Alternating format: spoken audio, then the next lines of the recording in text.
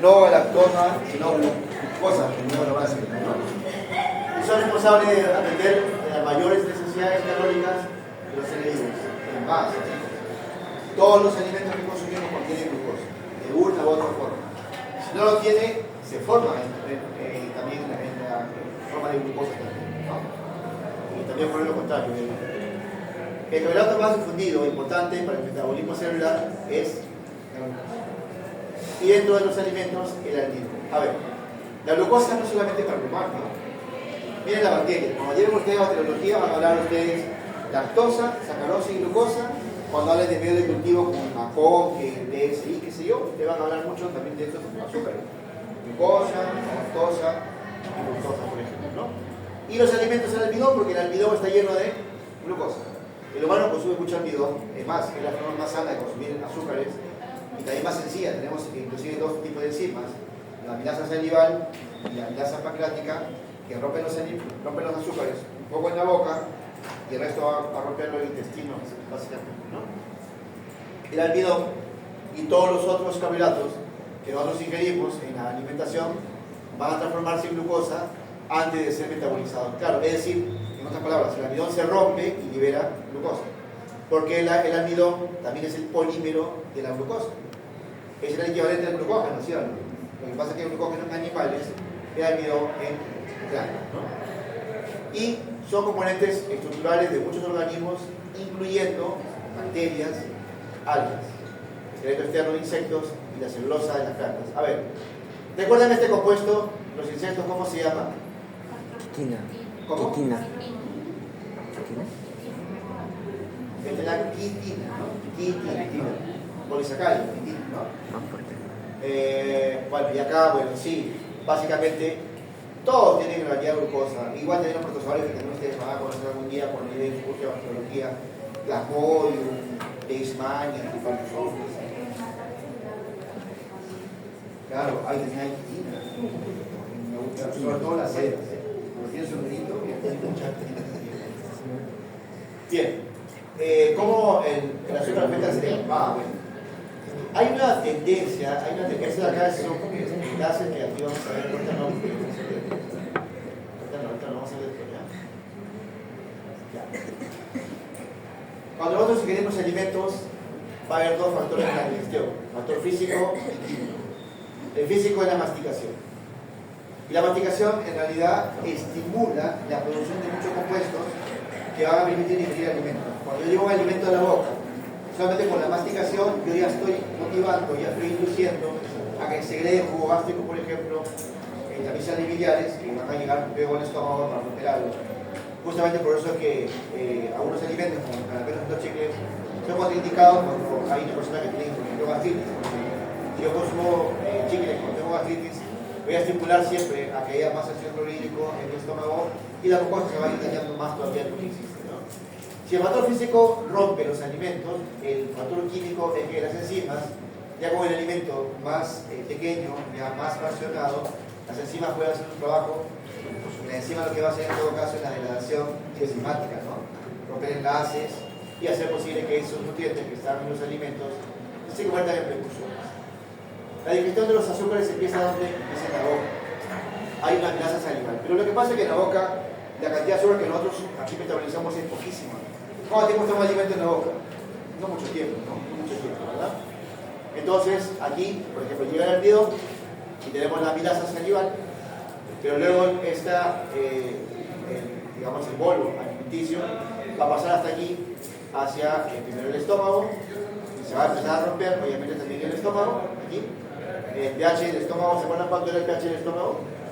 ¿Recuerdan? 1,8, ¿no? Ahí mira cuánto. De los azúcares, apenas 5% en la boca, y en el estómago 40%, ya casi la mitad en todo caso. Pero también hay pH determinado, 1,8, 1,9 hasta 2, inclusive el pH estomacal. Si el pH del estómago cambia, el alimento no se degrada. Ahí viene lo que ustedes van a ver muchos pacientes, meteorismo, ¿no? Todo lo que es balonamiento, agruras, eructos, todo eso, ¿no? Y luego el alimento pasa al intestino, ya acá la mayor cantidad de azúcares se va a romper a nivel intestinal también, ¿no? Entonces tenemos una amilasa salival y una amilasa pancreática, ¿no? salival, para que el almidón llegue a la boca, se rompe, la amenaza rompe el almidón y libera ¿qué? Si rompe el almidón, libera maltosa. ¿Recuerdan la maltosa?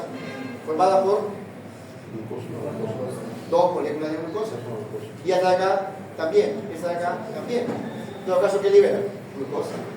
¿Ya? Lo que pasa es que algunas de estas moléculas pasarán a ser parte de otras moléculas. Glucosamina, hialurónico, ¿se acuerdan? Ya, esos que van a ir a la piel, van a ir a un pulmón, qué sé yo, ¿no? Y la glucosa fundamentalmente a las células.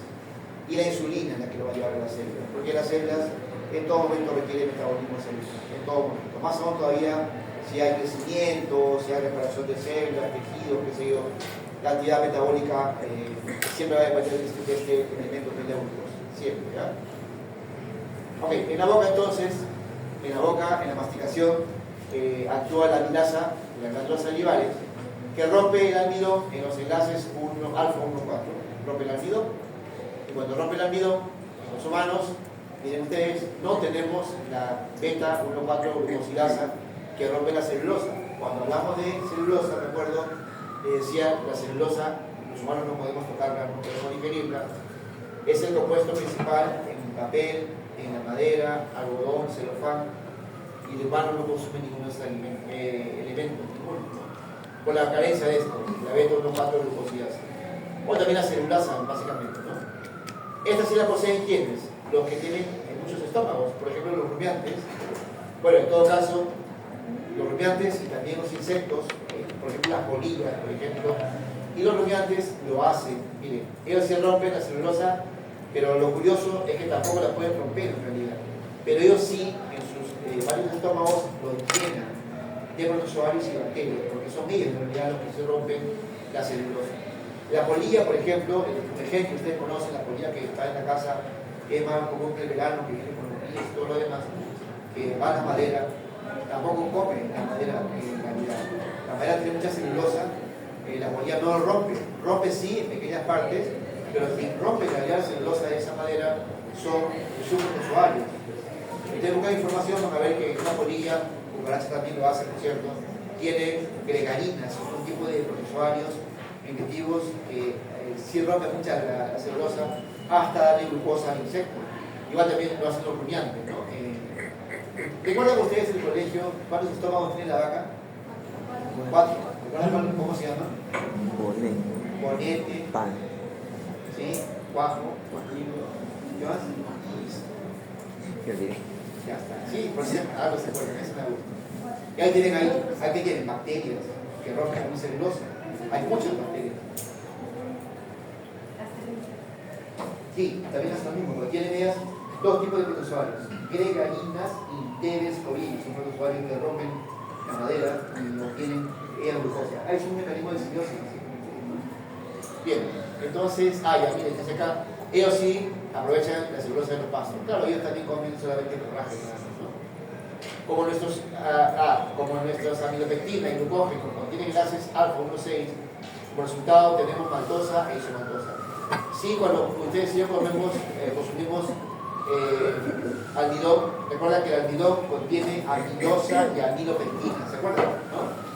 Sí aprovechamos esto de acá, y también glucógeno también, de los animales también lo tenemos, que contienen enlaces alfa 1,6, y tenemos la maltosa e isomaltosa, que también está acá, pues, ¿no? También se puede romper, y también se puede aprovechar la glucosa, y también es un nutriente, ¿no?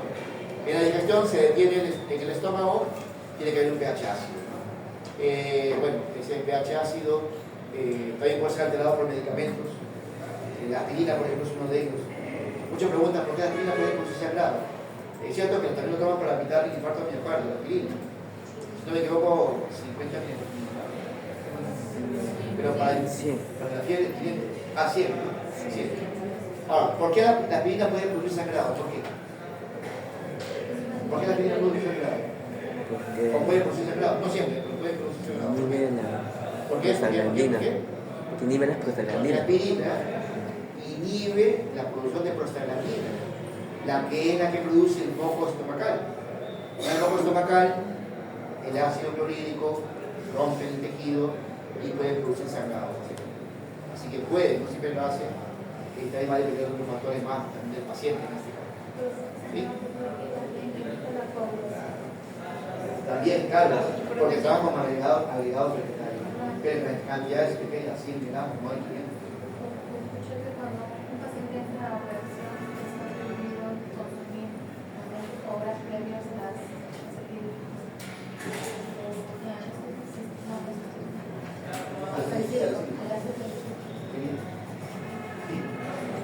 Pero tiene negocios efectos también buenos la pirina, es un buen medicamento.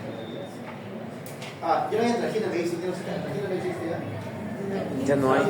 Antragina no hay. Ya no hay, ¿no? Parece.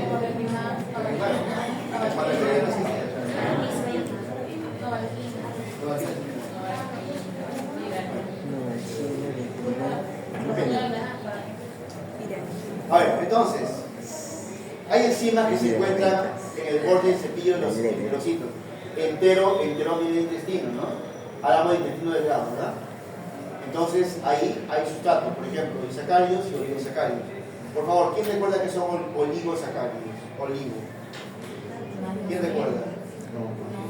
Más de 3 carbonos. Disacáridos, 2. oligo, Más de 2. varios, pero menos de 10, ¿no? Menos de 10. 3, 4, 5, oligo, más de 100, ¿no? Maltasa, ¿qué es la maltasa? Es la enzima que rompe Maltosa. y libera 2 Malto. glucosas. La sacarasa, Enzima. sustrato, Sacarosa. sacarosa, producto, fructosa, más glucosa. Isomaltasa igual, mira. Isomaltasa, enzima, isomaltosa, sustrato, productos, dextrina y glucosa, que es básicamente también una glucosa, ¿no? Lactasa, beta-lactosilasa. Hay antibióticos beta-lactámicos, ¿no es cierto, chicos? ¿Conocen ustedes? Claro, porque a E. coli le gusta mucho la sacarosa, por ejemplo. A Diego le gusta mucho, por si acaso, no hay que ir. Creo que se entiende cuando digo eso. Tiene enzimas para romper, ¿ya? ¿Qué libera? La lactosa más glucosa, lactasa, ¿no? Bueno, y la trealasa, la trealosa es el sustrato del hongo y también está formado por mucha glucosa. Noten que todos tienen glucosa en la vida. Y los productos monosacáridos, porque son los más sencillos, todos los monosacáridos deben degradarse hasta monosacáridos, porque como monosacáridos se usa para el metabolismo celular, ¿no? Es la molécula que entra al metabolismo, pero de manera ya independiente, libre, ¿no? Esta es la amilasa, que rompe el almidón, formado por amilosa y amilopectina, que cuando se rompe también se degradan dextrinas, por ejemplo. Pero note que cuando ya la molécula se va rompiendo, se va achicando, no tengo maltosas, no tengo glucosas, dextrinas, dextrano, ¿no? Cada que se va rompiendo esas moléculas se va degradando. Pero todos básicamente son glucosas, porque mira, entre la glucosa, todos son glucosas, ¿sí? Hay muchas glucosas engañadas, enganchadas con enlaces simples también, ¿no? Y el intestino, bueno, miren lo que ocurre acá, en la pared intestinal, en la luz intestinal, en el núcleo intestinal, la lactosa, la acción de la lactasa, libera la lactosa más glucosa, igual, el almidón, la acción de la amilasa, va a liberar, ya vamos a ver también un poco, maltosa, maltodiosa, dextrinas, y la glucosidasa lo va a romper en glucosa. Y la sacarosa también igual, la sacarasa igual también libera fructosa y libera glucosa. Así que todos los alimentos más nos dan glucosa. Como se dan cuenta, todo el metabolismo celular, están en todos los alimentos, es fundamental. Es una molécula, digamos, por eso la pasada le decía, no sé si decirlo bien, más cotidiana, más vulgar, más común, digamos, más barata, no sé qué decir así, de producir energía para el humano, ¿no? Entonces los monosacáridos se absorben mediante diferentes proteínas transportadoras. Ahí viene un poquito la química. Algunos monosacáridos son transportados por transportes o transportadores secundarios, como por ejemplo el sodio. También transporta el sodio a unos monosacáridos, por ejemplo. ¿A dónde lo llevan? Hacia dentro de la célula intestinal, los enterocitos, obviamente para su metabolismo. ¿Dónde lo llevan luego? A la sangre, a la vena porta, básicamente. Y los disacáridos y polisacáridos no ionizados no se van a absorber, sino que van a ser parte de las heces. Aquí vienen los que no son ionizados, por ejemplo, el dextrano, y acá viene la celulosa, que va a ir por una parte del bolo fecal que mantiene la función de ablandar y también viabilizar el bolo fecal para ser eliminado, ¿no?, hacia el exterior. ¿Dónde tiene destino los carbohidratos? Bueno, 50% de la glucosa se transforma en lactato en la pared intestinal para facilitar el gradiente de concentración, ¿no? Y bueno, y luego debe ir al hígado a transformarse por la neoglucogénesis. Nuevo, glucogénesis, formación de glucógeno, con la forma como guardamos. También recuerden que no guardamos mucho glucosa como glucógeno, no mucho, ¿no? Más se guarda como triglicéridos, ¿verdad? También hemos hablado de eso. Por la vena corta va al hígado, donde se metaboliza el 70% o más de todos los carbohidratos. Así que en el hígado se metaboliza más de la mitad del potasio que el hígado es un órgano fundamental. Ya hablamos de la glucólisis, chicos, ¿sí o no? Hemos visto que tienen 10 procesos, 10 pasos, ¿no? Glucólisis vía glucolítica, reacción en 10 pasos, ¿se acuerdan? Glucosa, 2 kilovatios. ¿Cuáles son sus características? Genera una cantidad limitada de ATP. ¿Cuánto produce la glucólisis de ATP? Finalmente, ¿cuánto produce? Pero neto. ¿De 2 neto, ¿no? Produce 4, pero gasto por 2, neto 2, ¿no? Se lleva a cabo en presencia de ausencia de oxígeno. La glucólisis es independiente de la presencia de oxígeno. No tiene que ver si hay o no hay oxígeno. El ATP es producido por fosforilación a nivel de sustrato. El oxígeno es el sustrato en este caso. Y la ruta cital del metabolismo de glucosa en animales y plantas, la secuencia de reacciones se diferencia de una especie a otra en la regulación de su velocidad y en el destino metabólico del piruvato, ya que el organismo puede ser aeróbico o anaeróbico, ¿no? Aeróbico, hablamos de la regulación aeróbica; anaeróbico, hemos hablado de la fermentación, 2 tipos de fermentación: alcohólica y láctica, ¿verdad? Muy bien.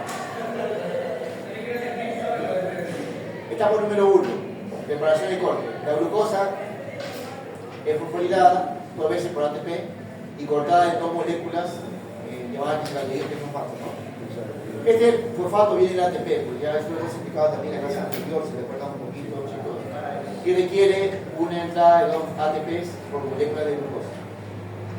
Luego dijimos, la oxidación y generación de ATP, las 2 moléculas que están acá se oxidan a 3 fosforilato, y la energía de esta oxidación es conservada por 2 ATPs y se producen 2 moléculas de NADH, que son los que transportan electrones, ¿ya? Esta glucólisis, creo que la clase pasada lo vimos también en síntesis, también vimos sus videos, bueno, anterior. Este es el paso, ¿no? Formación de piruvato y generación de terpemina. Las 2 moléculas de fosforilato son convertidas a piruvato con acoplamiento de la formación de 2 moléculas más de ATP. Así que la glucosa al final va a ser el piruvato. El piruvato tiene un grupo acetilo que se une con la coenzima A para llevar el ciclo de Krebs, que es finalmente la etapa en que se va a producir 2NAD, UFAT y también ATP, ¿no? Entonces la cualidad de la glucólisis es que la ruta es degradativa, ya que la glucosa oxidada a piruvato hay 2 rutas que van a ser posible que esto ocurra, y ocurre en ausencia de oxígeno y se reduce el lactato también. Y a la glucólisis anaeróbica, en todo caso, hay mantenimiento de los niveles de NAD, que son los que van a llevar los electrones para el metabolismo celular. Y cuando hay oxígeno, el piruvato es carboxilado a coenzima A con la creatinina quinasa, si recuerdan a esta molécula, se oxida de manera completa y reduce a CO2 y agua. En la glucólisis aeróbica, obviamente, con oxígeno, ¿no? Al final esta de acá nos va a dar más ATP que la otra, 2 ATPs y acá 34 ATP, que es una cantidad de energía mucho más interesante que la primera, ¿no? Entonces en la glucólisis se integran muchos procesos metabólicos con intermediarios celulares, como por ejemplo de 3 carbonos y 6 carbonos, que son comunes de otras rutas, ¿no? Acá tenemos la fructosa fosfato, entre otras moléculas, que va a coordinar el metabolismo intermedio. Por ejemplo, se produce esta molécula de 3 carbonos, bisaldehído 3-fosfato, también llamado triacilglicerol, ¿no? Que es una molécula que también conocemos. El piruvato es producido también fundamentalmente de la alanina, que es un aminoácido, y el glucosa 2-fosfato, que produce glucógeno, por ejemplo, que son rutas metabólicas, por decirlo que nosotros siempre vamos a tener la posibilidad de tener energía almacenada por poco tiempo, es cierto, pero va a permitir que hagamos muchas reacciones metabólicas y mantener pues, la homeostasis en nuestro cuerpo, donde se genera calor, agua y esas cosas más, ¿no? ¿Verdad?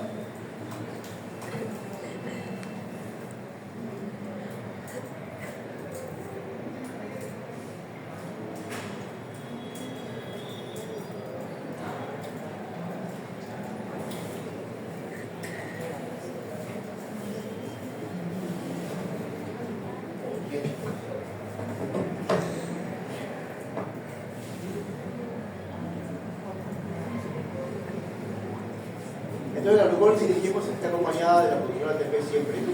Un cuarto de este ATP de la oxidación completa de la glucosa. O sea, esto, la glucosa mide en 2 kilovatios. Acá habla de varios ciclos, ¿no? Antes coenzima A, que es la molécula que ingresa al ciclo de Krebs, y bueno, el ciclo de Krebs también se produce ATP también, y los que transportan electrones como son las y también una parte de CO2 también se forma, ¿no? Ya como parte del metabolismo. También vemos el ciclo de Krebs, también lo hemos visto, porque este es un proceso en el cual se forman más NAD y FAT y también ATP en este caso, ¿no? Pero ya este ciclo de Krebs requiere mayor complejidad a nivel enzimático, porque aquí sí es un proceso más largo, ¿no? El ciclo de Krebs ya de los ácidos carboxílicos o ácido cítrico es una vía metabólica así, presente en todas las células aeróbicas, es decir, las que usan oxígeno como receptor de electrones en la respiración celular. En todo caso, esto no ocurre en un organismo anaerobio como en las levaduras o también alguna bacteria no tienen este ciclo de Krebs, solamente lo hacen los organismos que dependen del oxígeno para su metabolismo celular. El humano, por ejemplo, las rutas metabólicas responsables de la estructura de azúcares, grasas y proteínas van a converger en el ciclo de Krebs, es decir, tanto los carbohidratos, las grasas y las proteínas van a pasar por el ciclo de Krebs, que a su vez va a aportar, tiene un poder reductor de la cadena oxidativa y van a liberar CO2, es decir, van a ser dependientes del oxígeno y van a liberar CO2 siempre como parte final de este proceso. Proteínas, azúcares y grasas van a converger siempre en el ciclo de Krebs, siempre van a converger ahí. Y la mitocondria es la organela donde se encuentra la maquinaria enzimática que permite esto de acá, la oxidación de las macromoléculas que están acá, azúcares, grasas y proteínas, para su posterior transformación en ATP. Así que las mitocondrias son importantes. ¿Cuántas mitocondrias hay en una célula? Dijimos que hay un montón de mitocondrias. Más aún todavía si la célula es muscular, ¿no? Ahí requiere más energía todavía. O también a nivel del cerebro también mucha mitocondria. Y los procesos que van a ser oxidativos en la mitocondria emplean 2/3 partes del oxígeno que inspiramos. Miren, casi más de la mitad del oxígeno se va en el ciclo de Krebs, ¿no? Y que es obviamente la parte más importante para producir transportadores de electrones, ¿no? Por cada molécula de acetilcoenzima que ingresa al ciclo de Krebs se produce 2 moléculas de CO2, se reducen 3 moléculas de NAD hasta NADH, se reduce FAT hasta FAT2, H2, o sea, hidrógeno, ¿no? Aquí ganamos, mira, ganamos NAD y ganamos FAT, ¿no? Y, a ver, guanina transpeptidasa, producto de la fosforilación a nivel sustrato, ¿no? Es decir, el ATP, obviamente es el donador de fósforo aquí en este caso, y cada vez que esta molécula entra al ciclo de Krebs, por cada molécula de acetilcoenzima A, recuerda, el piruvato con la coenzima A entra al ciclo de Krebs y se producen 2 CO2, se producen 3 NAD, se produce un FAT y un GTP que va a intervenir en la formulación final para producir ATP, básicamente, ¿ya? Y lo demás, chicos, son las rutas del metabolismo del ciclo de Krebs, que son un nivel complejo de enzimas. Creo que por acá vemos en síntesis, ¿no? La última etapa de la degradación de la glucosa es el paso del piruvato del citoplasma celular a la mitocondria. Por eso le decía, algunas veces el piruvato no ingresa porque la mitocondria pues, tiene una doble capa lipídica y la molécula no difunde libremente por la mitocondria, ¿no es cierto? Es oxidado luego y descarboxilado para formar la coenzima A y así entrar al ácido ticarboxílico, ¿no? El ciclo de Krebs, ¿no? Básicamente. Y este piruvato pasa a la matriz mitocondrial con un transporte simultáneo de hidrógeno y función opuesta. La conversión de hidrógenos es mantenida siempre por electrones que tienen lugar en la matriz mitocondrial que vamos a necesitar ingreso de piruvato. Pero también hay otras moléculas que también pueden llevar el acetilcoenzima de manera directa también, que se llaman lanzaderas, se llama esa. Hay una que es la carnitina, que ustedes se pusieron, me acuerdo yo, hablaron de carnitina ustedes, me acuerdo, en una exposición también importante para el metabolismo a nivel del ciclo de Krebs, por ejemplo. ¿Ya, chicos? Bien. ¿Alguna pregunta hasta aquí, por favor? Antes que sea tu cuidadora, sáquenle copia y luego venimos después de ahí a partir de lo que tenemos que hacer ahí para la nota de hoy día. ¿Ya? La parte que nos falta es una larga